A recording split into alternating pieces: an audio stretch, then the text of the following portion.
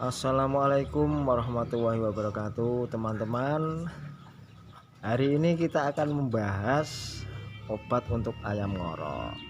Nah, pertama-tama kita siapkan jahe, 1 ibu jari, dan gula merah.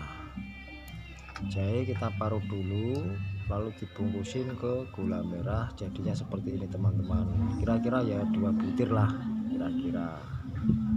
Jadi sebelum kita kasih obat itu, kita kasih asupan tomat sama pisang biar temboloknya tidak kering.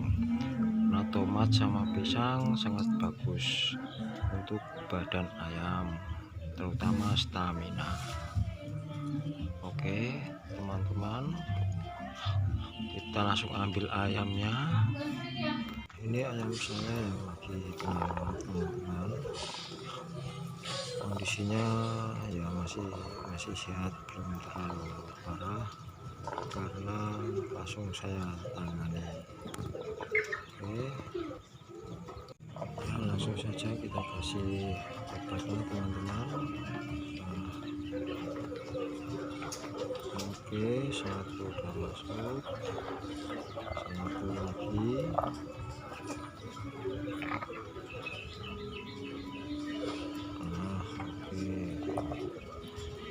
Nah, kalau bisa lakukan tiap hari, sore hari 1 hari sekali enggak apa-apa. Nah, kita lihat aja, paling lama saya biasa 3 hari udah ada perkembangan, udah mulai nggak ngarep-ngarep lagi. Oke teman-teman.